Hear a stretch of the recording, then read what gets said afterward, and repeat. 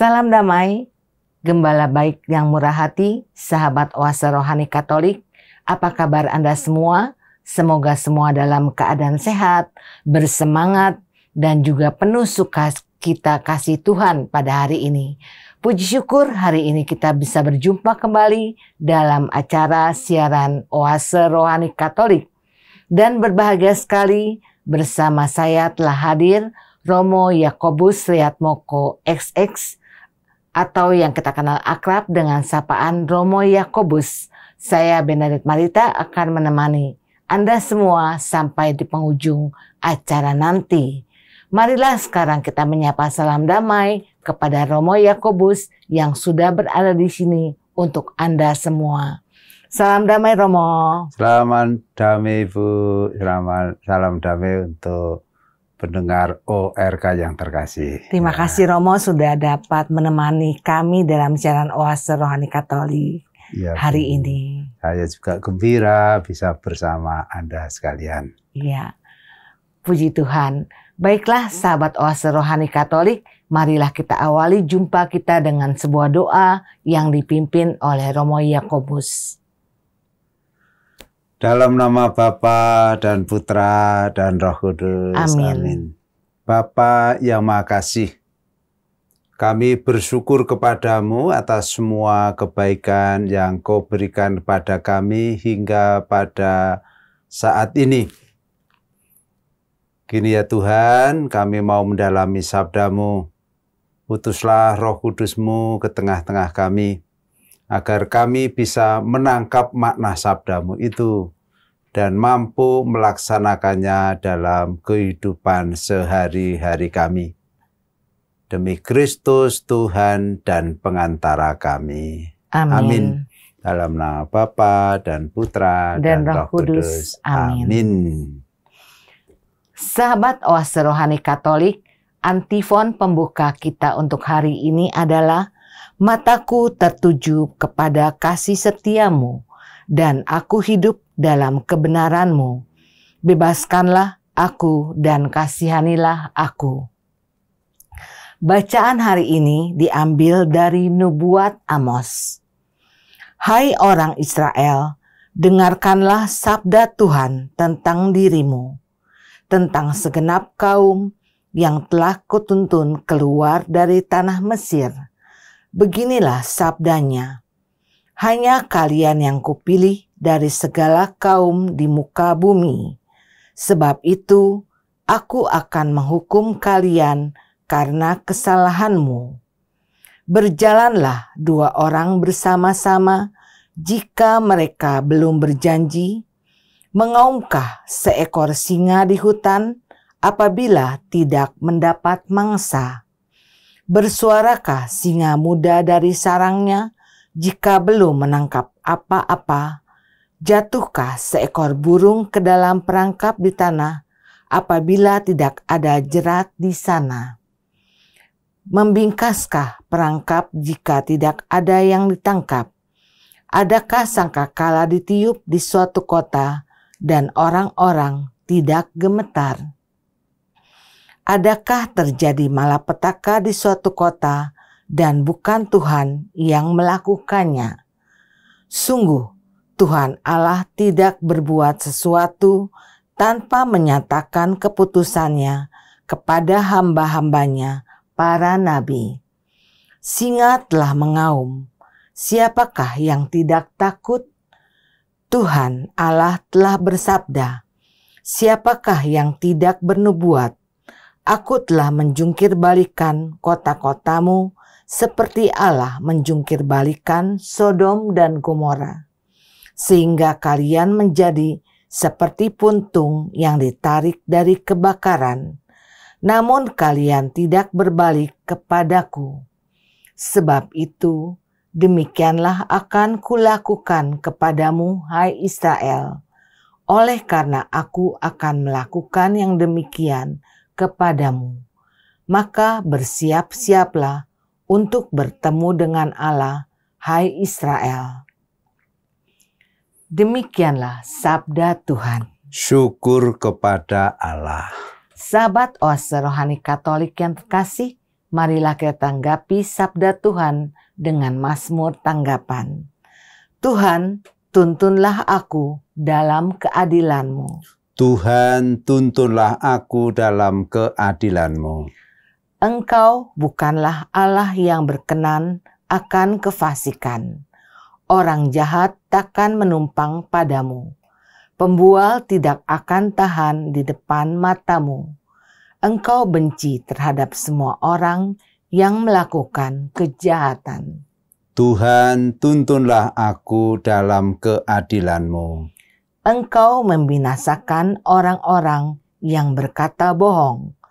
Tuhan jijik melihat penumpah darah dan penipu. Tuhan, tuntunlah aku dalam keadilan-Mu.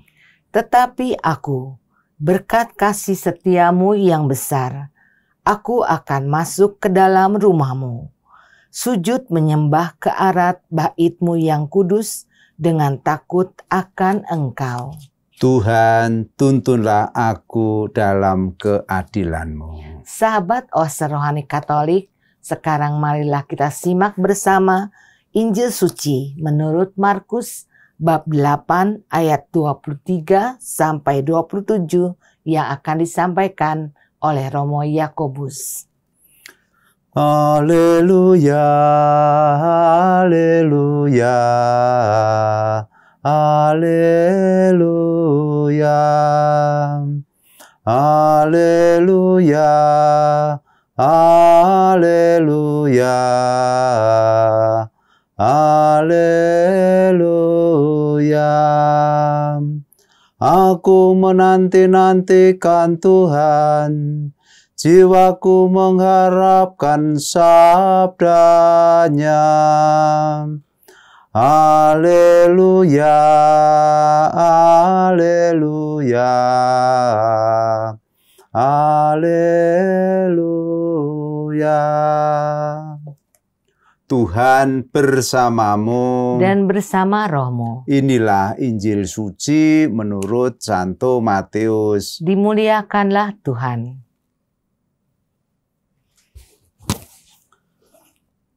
Pada suatu hari, Yesus naik ke dalam perahu dan murid-muridnya mengikuti Dia.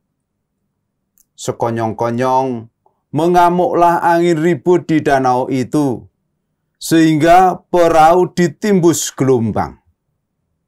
Tetapi Yesus tidur. Maka murid-muridnya membangunkan Dia, katanya, "Tuhan, tolonglah, kita binasa." Yesus berkata kepada mereka, "Mengapa kalian takut, hei orang yang kurang percaya?" Lalu bangunlah Yesus menghardik angin dan danau. Maka danau menjadi teduh sekali, dan heranlah orang-orang itu, katanya, "Orang apakah Dia ini, sehingga angin dan danau pun taat kepadanya." Demikianlah sabda Tuhan. Terpujilah Kristus. Sahabat Oase Rohani Katolik, setelah kita menyimak firman-firman Tuhan pada hari ini, sekarang marilah kita simak bersama-sama permenungan yang akan disampaikan oleh Romo Yakobus untuk kita semua. Silahkan Romo. Baik, Bu Marita. Sahabat ORK yang terkasih, kita mulai dari bacaan pertama. Iya, Romo. Untuk memahami bacaan pertama ini, kita perlu mengetahui konteks saat Nabi Amos hidup. Iya. Ya. Waktu itu kerajaan utara Israel sedang dalam kemakmuran. Ya. Oleh karena dalam keadaan makmur, maka rakyat atau umat Allah melupakan Tuhan. Ya. Mereka lebih suka menyembah berhala-berhala dan meninggalkan Allah Yahweh. Iya. Maka di dalam bacaan tadi kita dengarkan Nabi Amos yang menyampaikan pesan akan menghancurkan bangsa itu. Dikatakan tadi Allah menyesal memilih bangsa terpilih ini karena ternyata mereka tidak setia. Di bagian akhir tadi dikatakan Allah pernah menghancurkan bangsa ini, namun rupanya mereka tidak tahu berterima kasih kepada Allah. Maka Nabi Amos mengatakan, sebab itu demikianlah akan kulakukan kepadamu, hei Israel. Oleh karena aku akan melakukan yang demikian kepadamu, maka bersiap-siaplah untuk bertemu dengan Allah, hei Israel. Ya. Allah itu maha baik, Ibu Merita. Ya. Allah maha baik. Allah mengampuni semua dosa manusia, betapapun besar dosa itu. Tapi Allah juga mengharapkan manusia itu tahu diri. Manusia yang telah menerima kebaikan Allah, manusia yang telah menerima pengampunan dari Allah, mestinya juga hidup sesuai dengan kehendak Allah. Nah, pada zaman Nabi Amos ini, umat Allah melakukan yang sebaliknya. Kita tahu kalau Nabi Amos itu nabi yang sangat menghargai keadilan. Dan saat itu Nabi melihat tidak ada keadilan di negeri itu. Orang-orang kaya menindas dan memeras orang-orang miskin. Hakim-hakim tidak menghakimi dengan adil. Orang-orang kecil dijadikan korban. Maka Amos menyerukan sabda Allah yang mengancam mereka. Kalau mereka tidak berbalik pada Allah, maka bangsa itu akan dihancurkan. Kira-kira itu konteksnya, Bu. Nah, kemudian pesannya bagi kita apa? Yang pertama, ketika kita makmur, ketika kita merasa tercukupi, mestinya kita tidak lupa Allah. Sebaiknya kita harus selalu bersyukur kepada Allah. Karena kalau kita merasakan kemakmuran, damai sejahtera, ini juga karena berkat Allah. Tapi kita manusia sering lupa, Bu.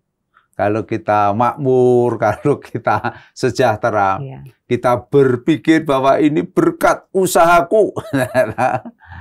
Bahkan orang jadi lupa Allah. Aku tak butuh lagi Allah. Karena toh aku sudah makmur, sudah sejahtera.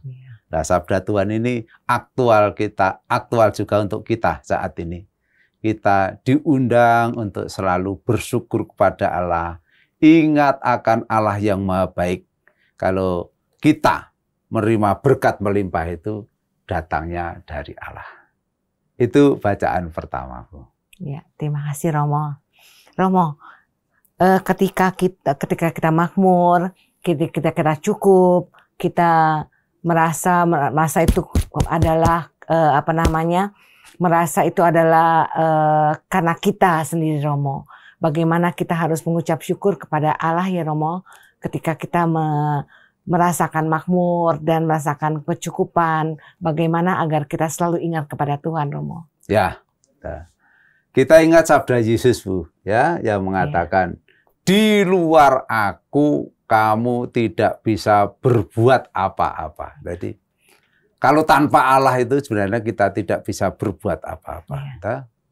Maka kita diundang untuk ingat itu, yang pertama. Yang kedua, wujud syukur itu tidak cukup hanya disampaikan lewat doa, tetapi juga lewat tindakan nyata. Kalau aku telah menerima kemakmuran, aku telah menerima kekayaan, aku telah menerima kesejahteraan, aku diundang untuk berbagi dengan orang yang tidak katakanlah tidak berbahagia seperti kita. Kan? Di sekitar kita ini banyak orang yang miskin, banyak orang yang menderita. Bahkan ada saudara-saudari kita yang makan 3 kali sehari pun tidak bisa. Lah, kita diundang untuk bersyukur pada Tuhan dalam bentuk tindakan nyata. Tidak harus besar. Kalau kita punya banyak, ya kita bagi banyak. Tetapi kalau kita punyanya sedikit, juga kita membagi dengan yang kita punyai. Yang penting kita mau berbagi. Kalau aku makmur, aku diberi tugas oleh Tuhan juga untuk memperhatikan orang-orang yang lain juga supaya makmur, bukan makmur hanya untuk diri kita. Ada perumpamaan Yesus, orang kaya yang menumpuk hartanya itu, tapi kemudian saat dia tidur, dia dipanggil Tuhan. Untuk apa harta itu kan? Gitu. Iya, betul. Nah, kita diundang kalau kita makmur, berkecukupan, tidak hanya memikirkan diri kita sendiri, tapi juga memikirkan orang-orang lain yang kecil dan menderita itu, agar mereka pun menjadi bahagia seperti kita. Terima kasih Romo. Jadi kita harus berbagi juga kepada sesama kita ya Romo ya. Bagaimana cara kita berbagi kepada sesama kita, khususnya yang miskin dan menderita itu Romo? Ya. Ada berbagai cara itu. Sering Tuhan itu mengirimkan kepada kita juga orang-orang yang membutuhkan pertolongan. Tuhan mengirim, saya gunakan istilah itu karena tak jarang ada orang yang sungguh membutuhkan pertolongan kita datang kepada kita. Nah, kadang-kadang orang melihat ini hanya merepotkan saja. Mestinya tidak. Mestinya kita menyapa mereka seperti Yesus menyapa orang-orang yang kecil dan sederhana. Kemudian kita dengarkan dulu. Kemudian kalau mungkin memenuhi kebutuhan mereka juga kita penuhi. Kalau tidak, kita mengatakan, ya saya bisa membantu tetapi secukupnya. Tapi kita juga diundang, mata kita ini peka pada penderitaan sesama. Kalau mata kita terlatih untuk melihat penderitaan sesama, maka kita menjadi peka kebutuhan saudara-saudari yang ada di sekitar kita. Nah, kita diundang untuk menjawab dengan murah hati. Murah hati. Gitu Bu ya. Iya.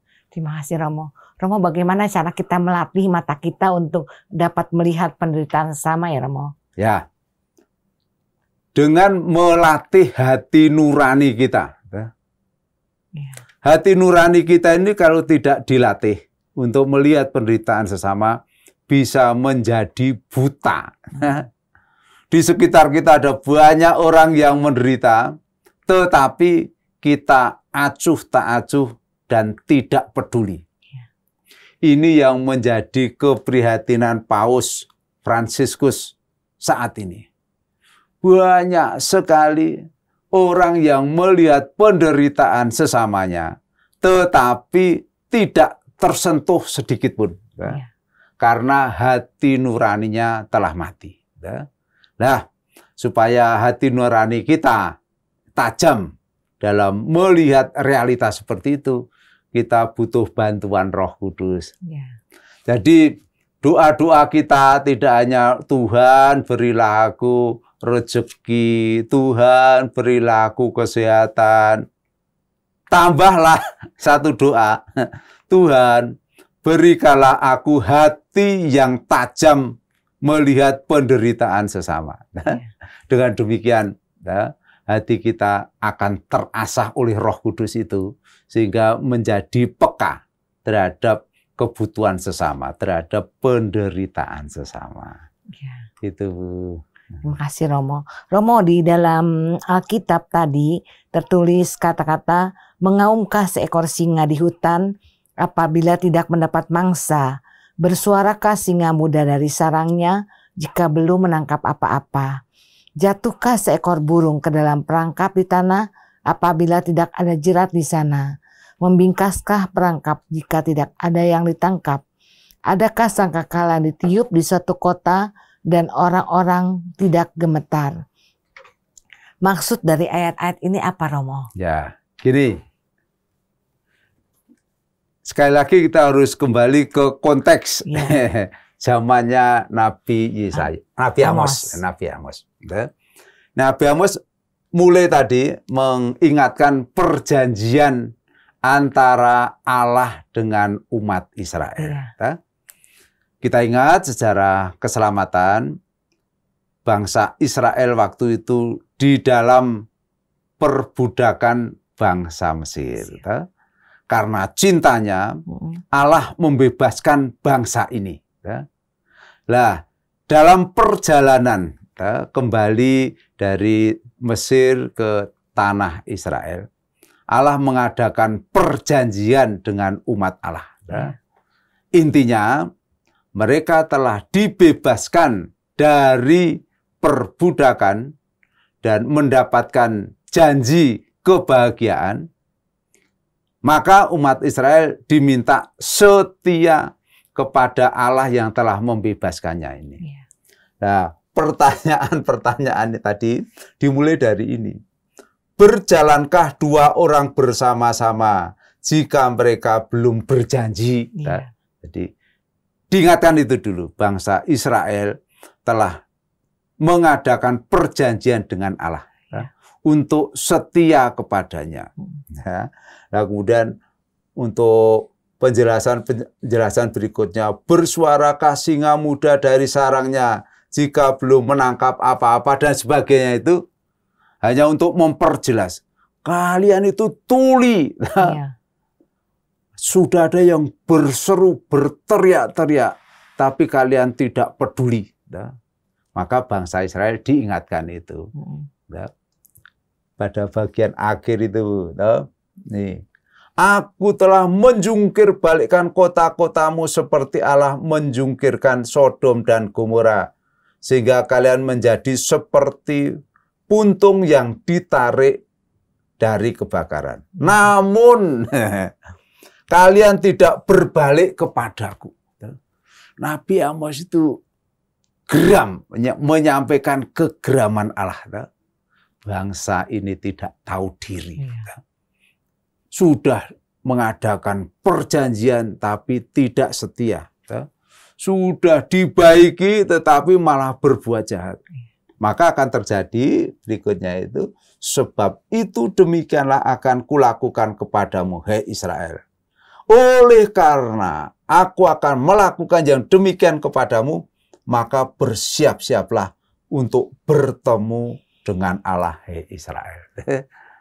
Kata-katanya keras, Bu, ya. Karena bangsa Israel waktu itu sudah diingatkan, tapi tetap tegar tengkuk. Maka akan terjadi bencana lagi kalau mereka tidak mau mendengarkan seruan Tuhan. Itu, Bu Marita. Terima kasih, Romo. Makanya Mazmurnya berbunyi, Tuhan tuntunlah aku dalam keadilan-Mu, ya Romo. Iya, betul. Kita diundang untuk menjadi adil, seperti yang diserukan Nabi Amos ini. Terima kasih, Romo. Sama-sama, baiklah sahabat Oase Rohani Katolik, kita cukupkan dahulu bagian pertama dari siaran Oase Rohani Katolik, dan kami akan kembali setelah jeda berikut ini.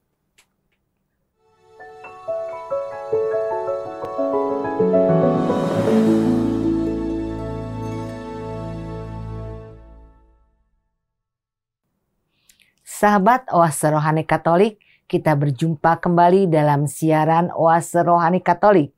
Masih bersama kita Romo Yakobus Riatmoko SX dan saya Benet Marita akan menemani Anda semua sampai di penghujung acara nanti.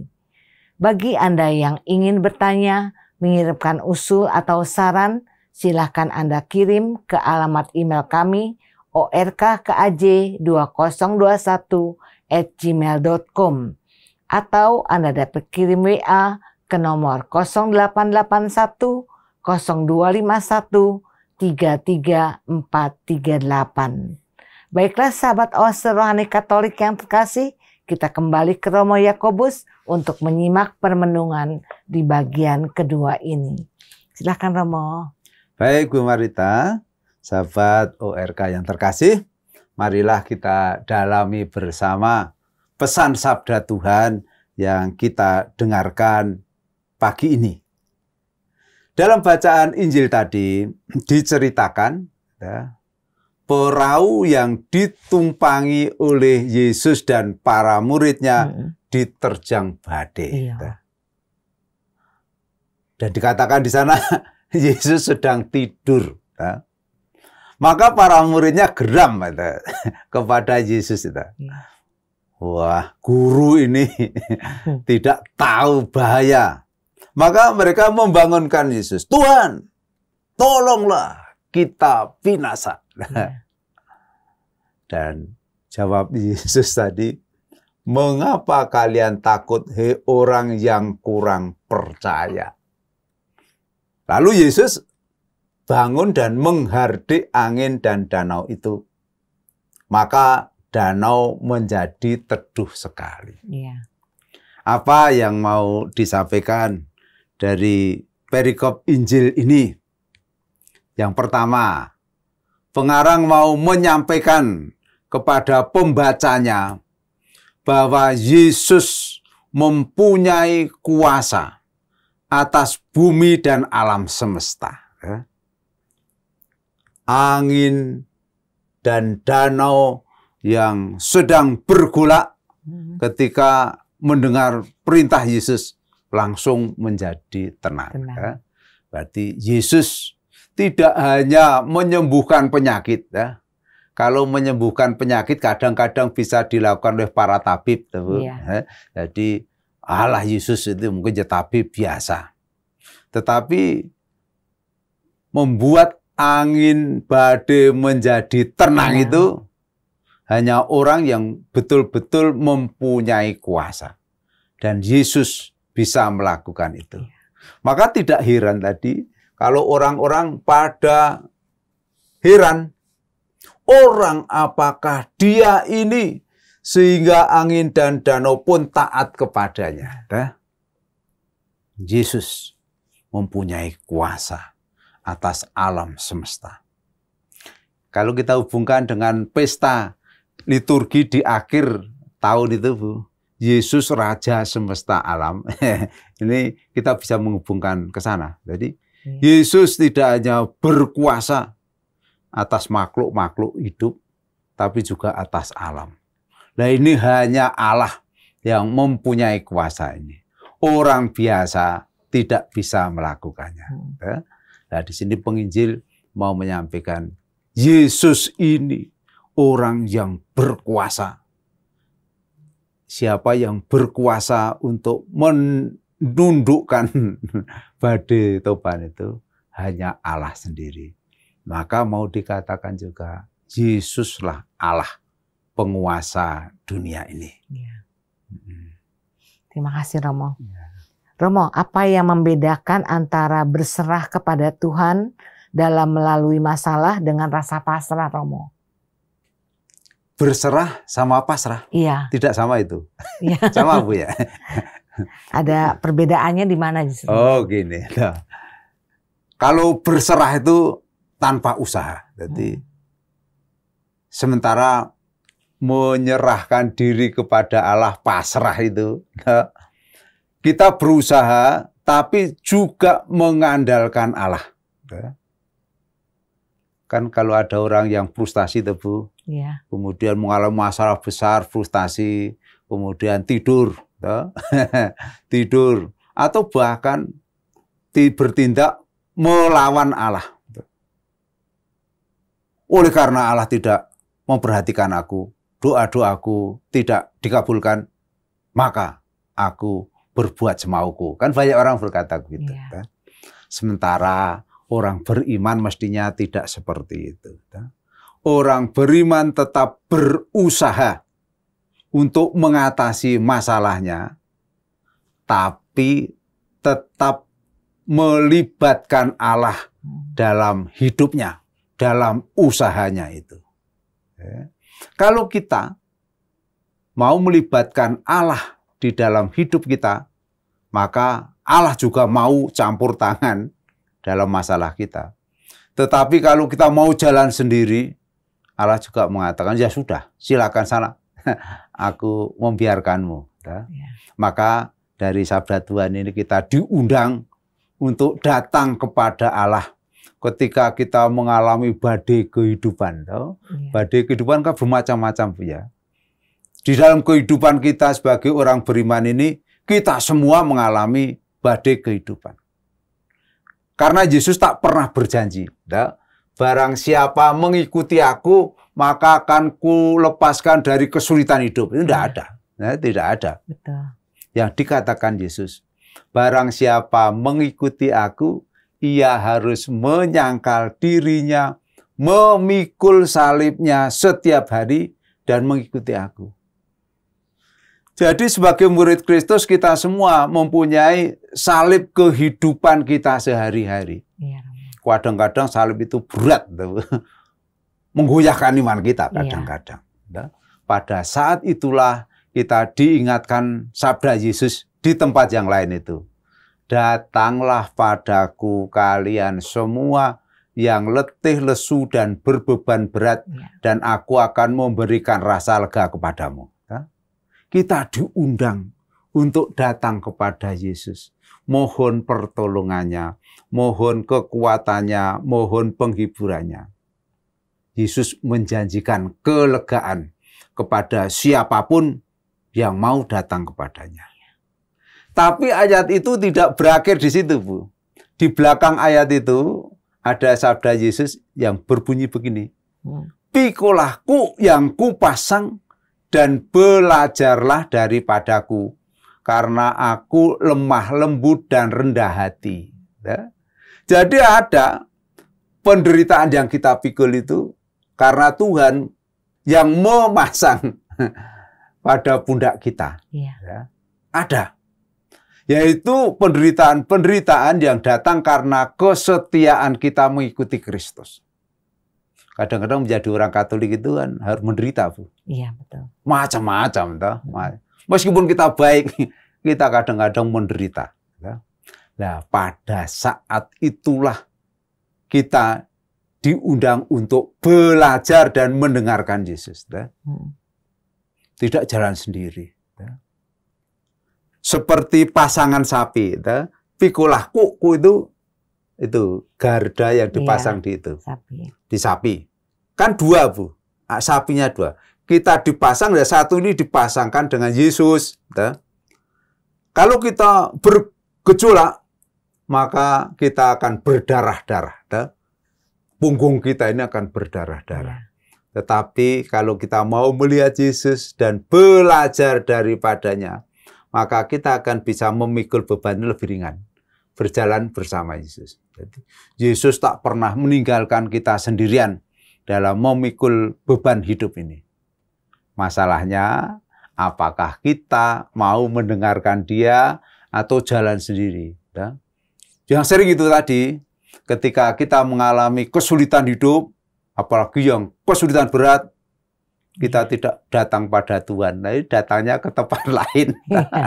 Ke tempat lain, entah ke dukun, entah mencari hiburan yang tidak sehat, tidak datang pada Yesus. Nah, hari ini kita diingatkan untuk datang pada Yesus. Ketika kita mengalami badai kehidupan, mari kita datang pada Yesus untuk mendapatkan ketenangan daripadanya. Amin. Terima kasih, Romo. Ya, Bu. Romo, bagaimana bila kita mengalami badai hidup yang tak kunjung larut, Romo? Tak kunjung selesai, membuat kita putus asa, membuat kita apa yang harus kita lakukan gitu, Romo? Ya.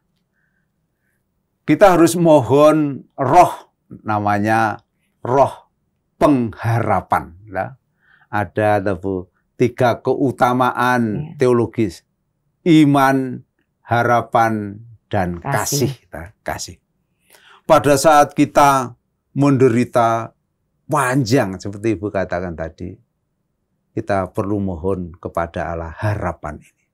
Tuhan, berilah aku pengharapan yang besar untuk tetap percaya bahwa Engkau menyertai aku.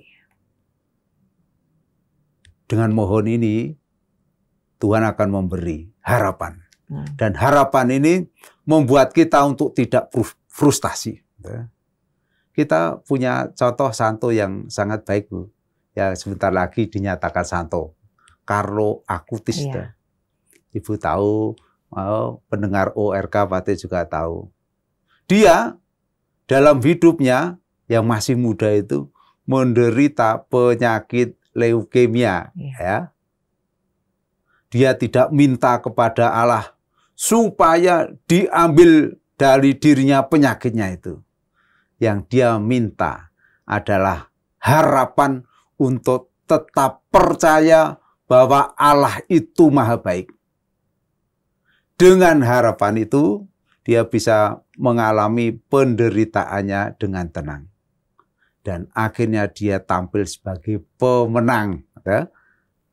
Akhirnya dia wafat, dia meninggal dalam pelukan Tuhan. Ya. Penuh harapan bahwa Allah itu maha baik. Ya. Jadi iman dia tidak berubah. Iman akan Allah yang begitu baik itu tidak berubah. Ya tetap percaya sampai akhir hidupnya bahwa Allah itu maha baik. Salah satu kuncinya yang dia buka kepada kita yaitu dengan mencintai Ekaristi. Jadi ketika kita menderita, kita perlu datang kepada Yesus, menerima tubuhnya setiap saat supaya Allah memberikan kekuatan kepada kita sampai akhir. Sehingga tidak ada kata frustasi tadi, Bu. Tidak ada kata menyerah. Adanya penyerahan diri kepada kehendak yang Allah yang terbaik bagi hidup kita.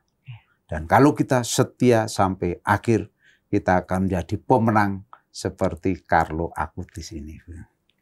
Ya, amin. Terima kasih Romo. Romo, adakah pesan-pesan untuk sahabat Oase Rohani Katolik pada bacaan hari ini, Romo? Ya, ada dua. Iya.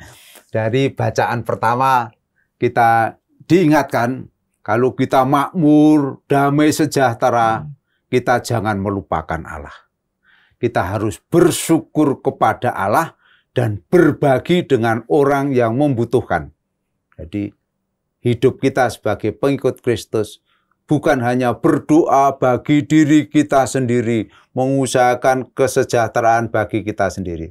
Tapi kita juga dipanggil untuk menyejahterakan orang lain. Yang pertama, dari bacaan Injil, tak seorang pun dari kita yang lepas dari penderitaan hidup, badai kehidupan pasti mampir di dalam hidup kita. Ketika itu terjadi, kita diundang untuk menanggapi panggilan Yesus. Datanglah padaku kalian semua yang letih lesu dan berbeban berat. Ia menjanjikan kelegaan. Maka jangan sampai ketika badai berlalu kita meninggalkan Tuhan. Karena kita punya Allah yang berjanji menyertai kita sampai akhir zaman. Terima kasih Romo. Sama-sama, Bu. Baiklah sahabat Oase Rohani Katolik yang terkasih, dengan demikian usailah jumpa kita hari ini dalam siaran Oase Rohani Katolik. Maka Romo Yakobus, Sri Atmoko SX, dan saya Benet Marita undur diri dari depan ruang dengar Anda. Kami mengucapkan terima kasih, tetap semangat dan tersenyum. Kita tutup jumpa kita dengan sebuah doa yang dipimpin oleh Romo Yakobus. Sahabat Oase Katolik, marilah kita berdoa. Dalam nama Bapa dan Putra dan Roh Kudus. Amin.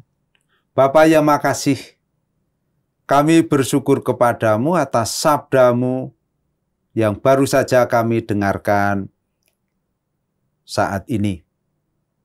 Engkau mengundang kami untuk tetap mengingat kebaikanmu pada saat-saat kami mengalami kemakmuran dan kemujuran. Karena semuanya datang daripadamu.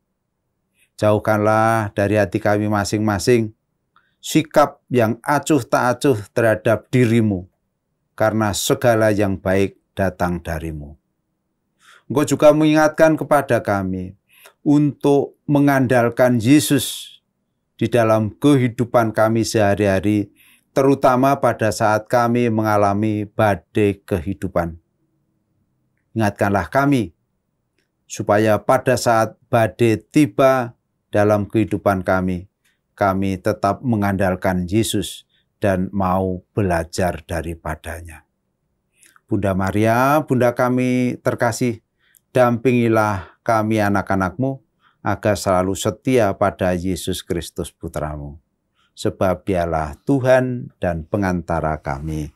Amin. Amin. Tuhan bersamamu. Dan bersama rohmu. Semogalah Yang Maha Kuasa memberkati saudara-saudari sekalian dengan berkat-Nya yang melimpah, Bapa dan Putra dan Roh Kudus. Amin. Amin. Terima kasih Romo. Sama-sama Ibu Marita. Sahabat Oase Rohani Katolik, sampai jumpa lagi di siaran Oase Rohani Katolik berikutnya. Tuhan memberkati. Tuhan memberkati.